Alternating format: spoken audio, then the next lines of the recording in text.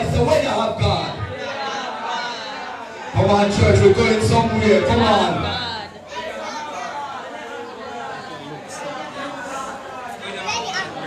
Tell them, man, tell them.